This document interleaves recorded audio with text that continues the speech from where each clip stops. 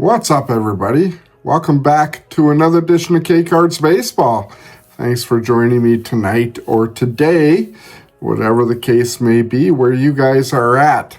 Really excited about today's topic. A while back, I made a video talking about the top 10 players to collect from the 1960s. So those were the top players from the 1960s that you can still get their top cards or their best cards or maybe even their rookie cards for a decent price. Tonight we are going to look at the top 5 players from the 1970s. We'll take a look at each one and we'll rank each one. I am just doing the hitters. I didn't include any pitchers in this ranking. It is very hard to compare pitchers to hitters and ranking them to see which one is more dominant. If I were to rank the 3 top pitchers from the 1970s, I would have to go probably the top one, which is Tom Seaver, and then probably Jim Palmer for the Baltimore Orioles, and maybe Nolan Ryan or Gaylord Perry, one of those 2 pitchers. All 3 of those were really dominant pitchers throughout the decade of the 70s. I was primarily looking at position players that played throughout the whole decade of the 70s. That way we can compare apples to apples a little bit better and seeing which one is best. So in this video, we're going to talk a little bit about each one, go over their accolades, introduce each one of the top 5 players. I did also create a spreadsheet ranking each one at several different categories. So we'll take a look at that spreadsheet. And then finally, we will take a look at the best cards to buy from each one of the players. So without further ado, let's get into the top 5 players from the 1970s. Alrighty guys, before we get into it, I do want to let you know that all the stats for today's video that I got were all through Baseball Reference. I'll put a link to Baseball Reference down in the description, so I would highly encourage you guys to go check it out.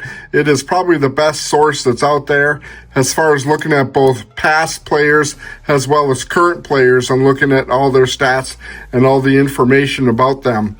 Before we get into it, I do want to put in the disclaimer that these aren't in any particular order. When we get to the spreadsheet at the end, I will go ahead and rank each one of these top 5 players, and you guys can decide for yourselves which one is the best player from the 1970s. But first up on the list is the only non-Hall of Famer that we have on the list. We all know why he's not in the Hall of Fame. I think we also all know that he should probably be in the Hall of Fame. With the stats that he had, he would definitely be a first ballot Hall of Famer. The guy passed away last year, so I think it's time for baseball to let bygones be bygones and go ahead and let Pete Rose into the Hall of Fame. He always gave 100% effort in every game that he played.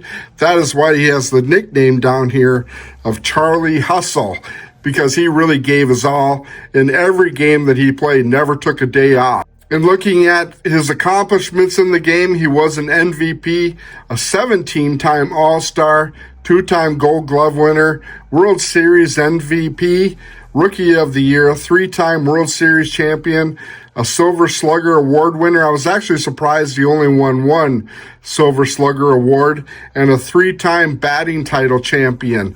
If you look at his stats down here, the big one, of course, that stands out is the number of hits that he had at 4,256, which is the most hits in the history of baseball, passing Ty Cobb's. I think Ty Cobb had 4,192.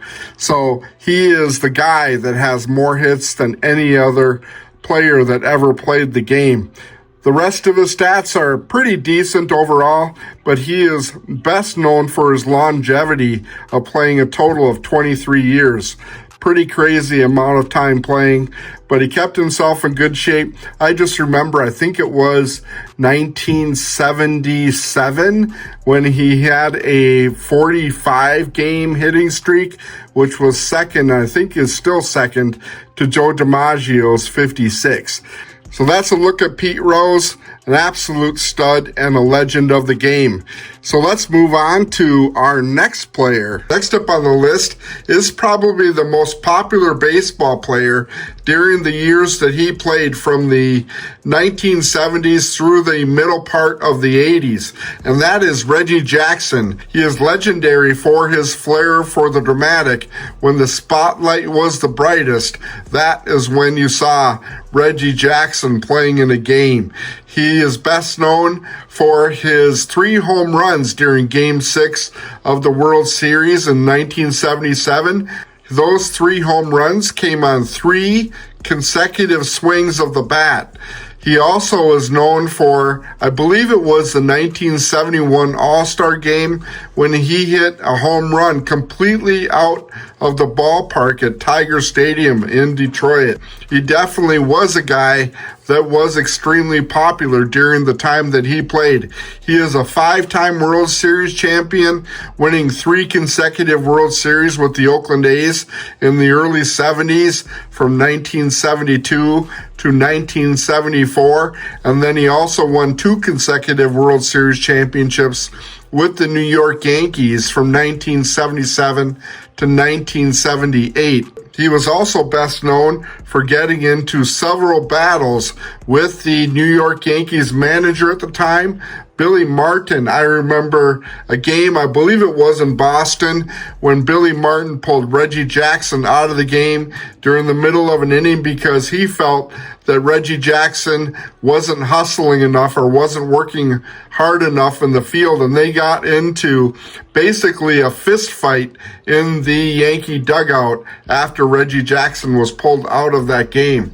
So he was definitely a big-time headline grabber, but he was also a tremendous baseball player at the same time. His accolades include an MVP award, 5-time World Series champion, 2-time World Series MVP, 14-time All-Star, and a 2-time Silver Slugger Award winner. So that is a look at Mr. October, Reggie Jackson. Next up on our list is another Cincinnati Red, or primarily a Cincinnati Red. He did start his career with the Houston Astros before moving over to the Cincinnati Reds during the Big Red Machine years, and he ended up with the San Francisco Giants. I think he also played with the Oakland A's, as well as a couple other teams in there as well. He played from 1963 to 1984 and was an absolute stud. I thought he was one of the best all-around players in the game during the time that he played, and was pretty dominant during the 1970s, as indicated by his WAR of 100.6. He actually led the WAR stats from 1972 through 1977. He only missed 1 year during that time when he did not lead the league in WAR, which was 1974. He is a member, of course, of the Hall of Fame, a 2-time MVP, 2-time World Series champion, a Silver Slugger Award winner, a 10-time All-Star, and a 5-time Gold Glove winner, as well as an All-Star Game MVP winner. He went on to be a great broadcaster after his playing career ended, and was a broadcaster for many years. So that is Joe Morgan. Let's move on to our 4th player on the list, who is also known as being a Cincinnati Red. Can you guess who that might be? Next up on our list is probably one of the best catchers to ever play the game. People often debate who is the better catcher, Johnny Bench or Yogi Berra. I would probably lean more Yogi Berra, but Johnny Bench was definitely in that category with Yogi Berra as the top catcher in the game. He played from 1967 to 1983, so only a total of 16 years. He was inducted into the Hall of Fame in 1983. His stats as a catcher were actually pretty amazing. We'll take a look at them in a little bit.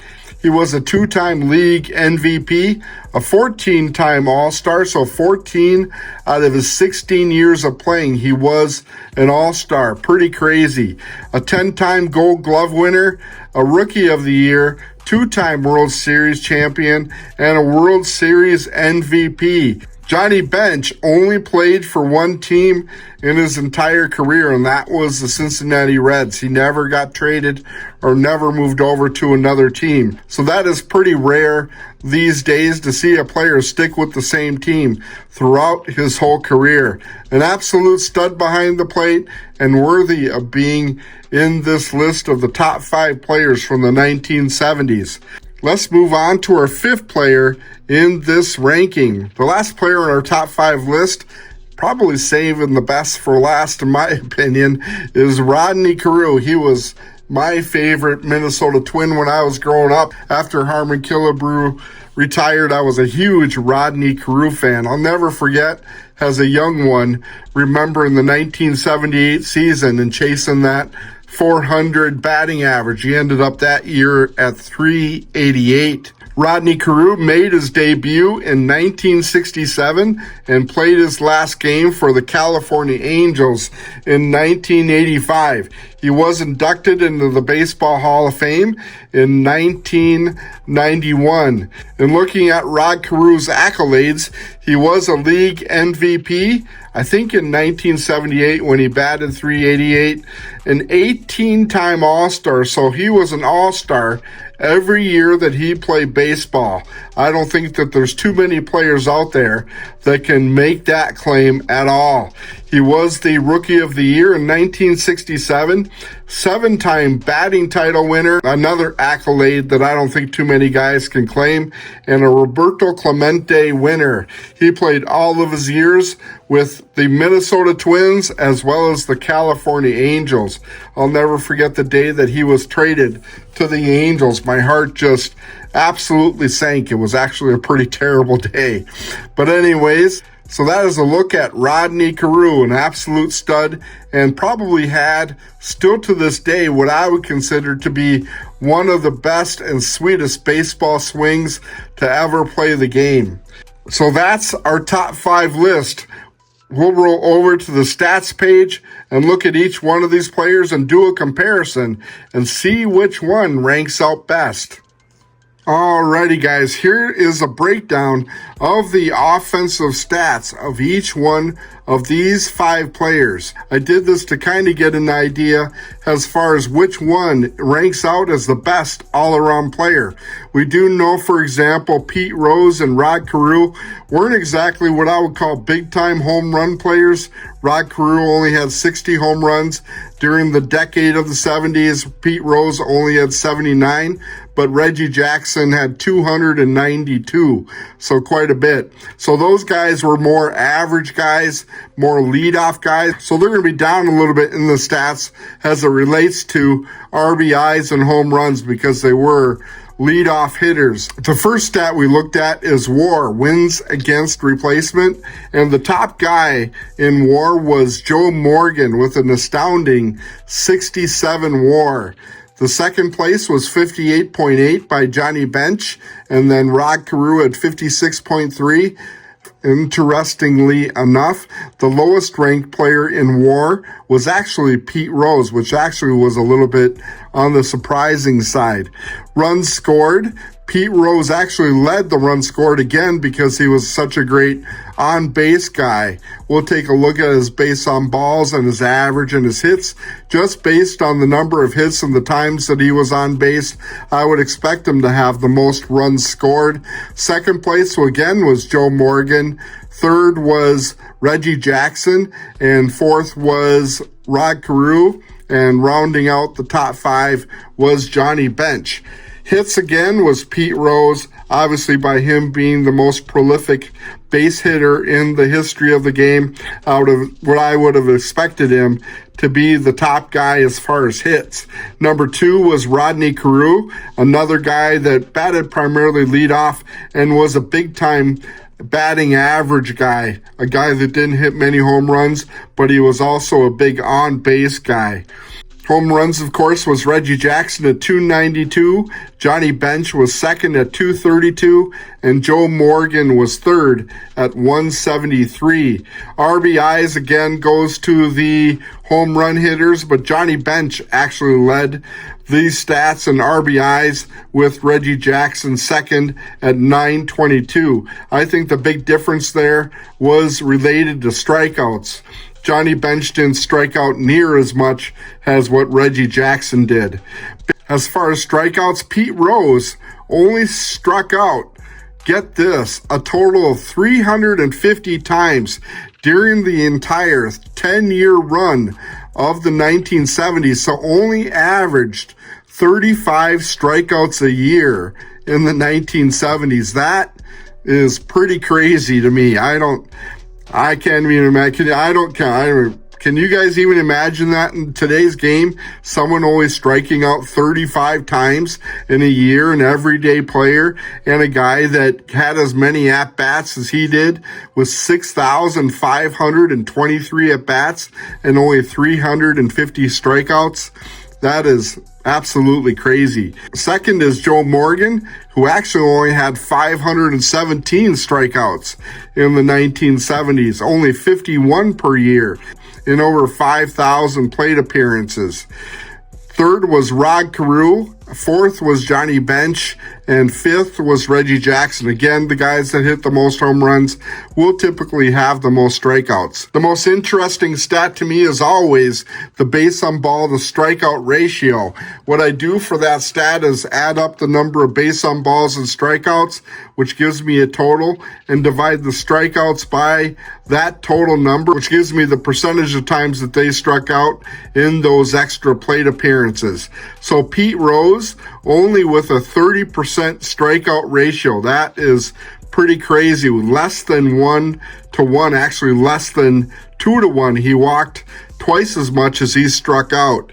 Today's game, that would be an unheard of stat. I think every player now strikes out twice as much as they get base on balls. As you can see in the base on ball to strikeout stats, the top players actually had more base on balls than strikeouts. Joe Morgan at 32.6% and Rod Carew at 47.4%. Even Reggie Jackson, 64.8%, isn't exactly a crazy number with the amount of home runs that he hit.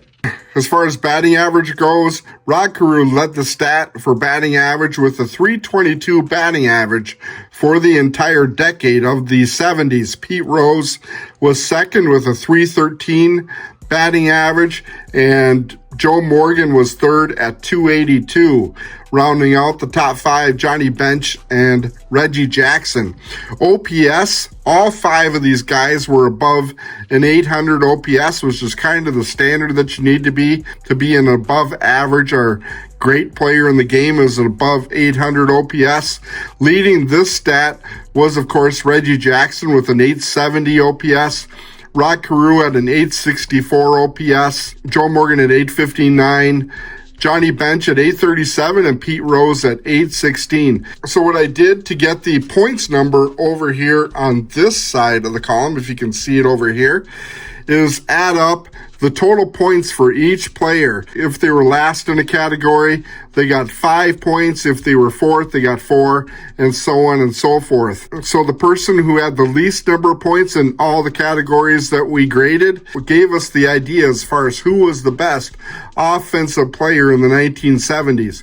And ranking out first was Joe Morgan. If you look at his stat line, he was green in every stat that we actually took a look at. He didn't have any yellows or any reds at all. All the other players had at least 1 to 2 yellows and at least 1 to 2 reds, and Joe Morgan was green in all of the categories. So he had a total of 23 points, which put him at number 1 overall.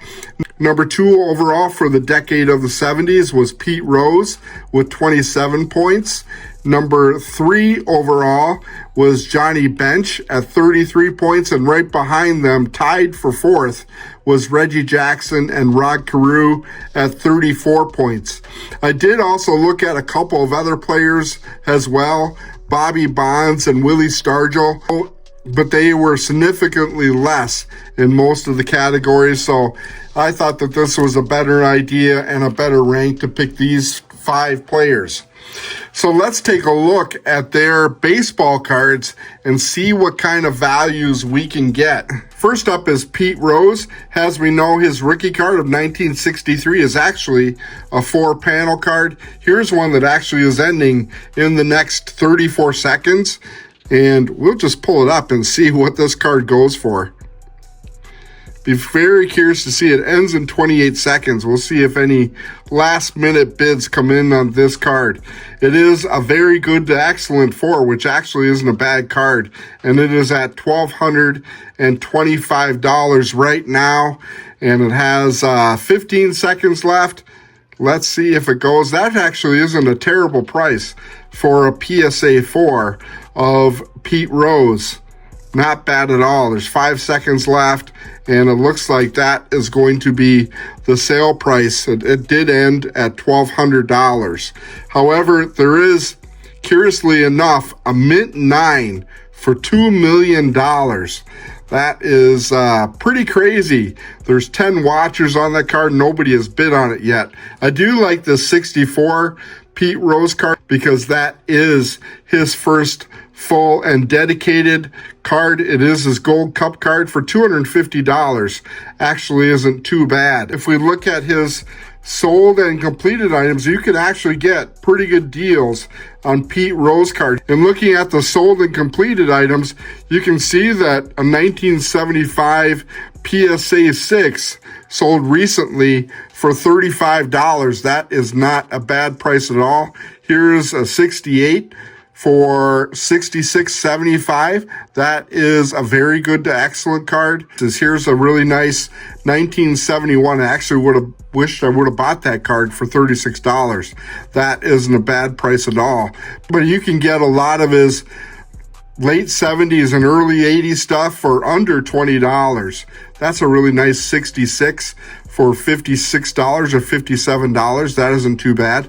But for example, you can see this 1987 card. It's a Tiffany that sold for $275. Here's a 1982 in action Pete Rose for $1.50. So a lot of his 1980 stuff you definitely can get for less than $5. But if you look back even at his mid-70s stuff, you can get most of that stuff for between $25 and $50, which isn't a bad price for a decent Pete Rose vintage card. So that is a look at Pete Rose. And looking at Reggie Jackson, 1969 is his rookie card, and you can get his rookie card for actually a pretty decent price.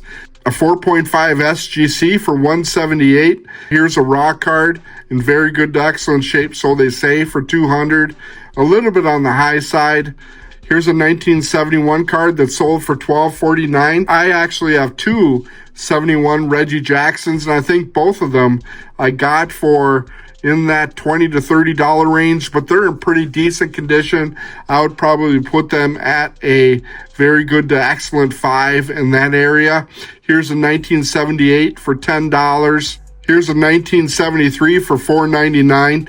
Not one of his better cards at all. I don't like the 1973 Reggie Jackson card at all. Usually they're miscut like this one is, and just the photograph, the same with most 73s, really isn't that great. I thought 73 was one of the worst years for photography in the top set.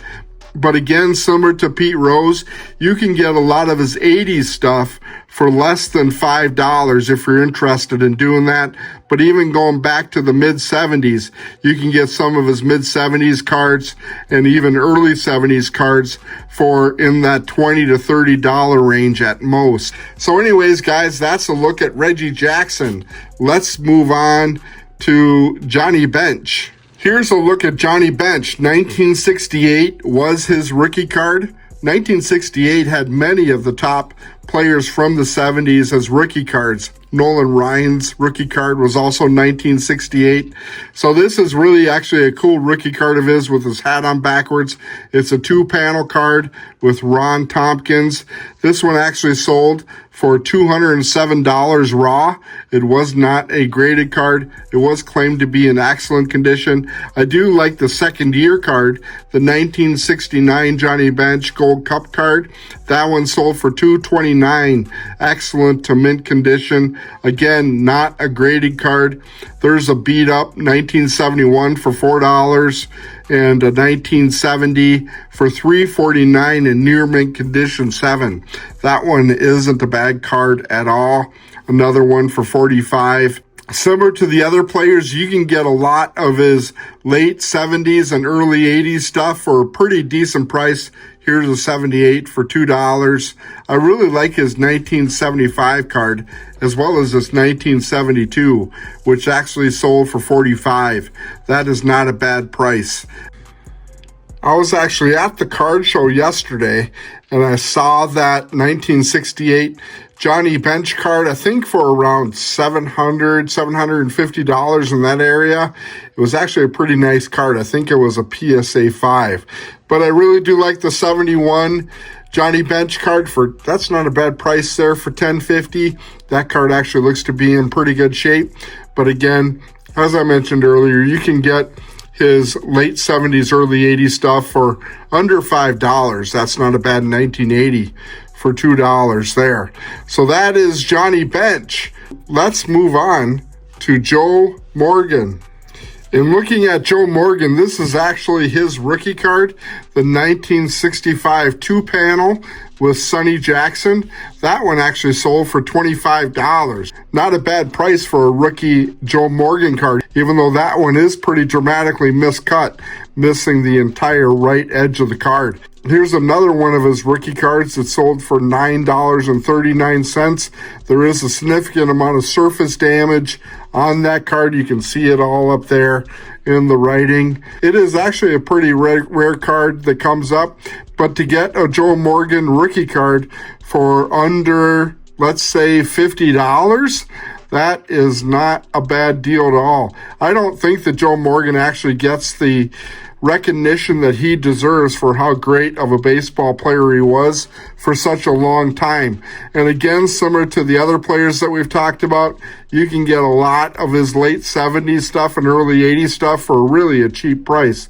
But even getting a 66, his second year card, his Gold Cup card, for under $10. Here's one for $15. That isn't bad at all. I actually like that 66 Joe Morgan card.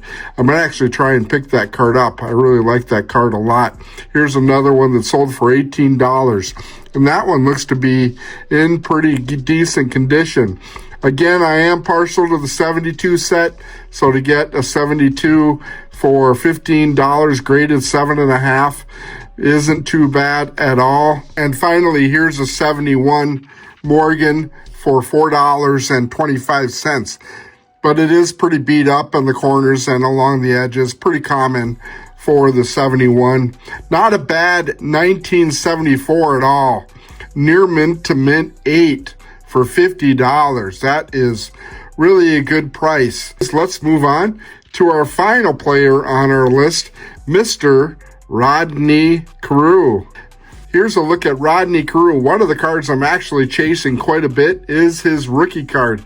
I really am hoping to get one sometime soon. I've been chasing it for a very long time. I have his 68 Gold Cup card, but I don't have his 67 rookie because it is a little bit expensive. Here's one, a PSA 1 for $330. I don't really want to buy a PSA 1. This would be more like the card I want to get. This PSA 5 in excellent condition for $560. That isn't a bad price at all. Here's another one that sold for $345. Typically, I see this card quite often, his rookie card, for somewhere in that $300 to $500, sometimes over that range. Looking at his other cards, here's a 71 that sold for $511. Actually very good to excellent. That wouldn't be a bad buy.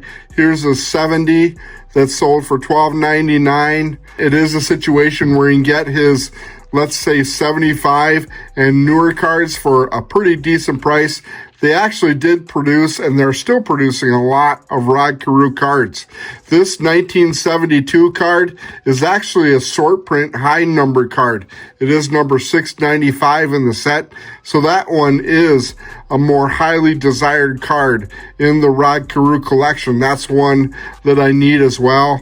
That one sold for $73.72, and I do see that card quite often in that $75 to $100 range. I don't really care much for his California Angels cards from 1980 and newer. Here's an 83 for $1.25.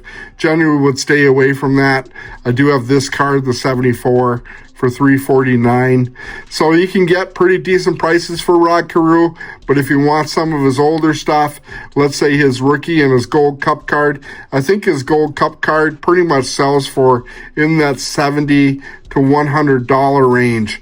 So that is a look at Rodney Carew. So that is my list of the top 5 players from the 1970s.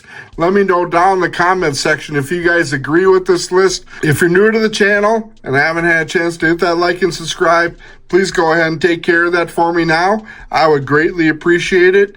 It is your best way to show your support for the channel.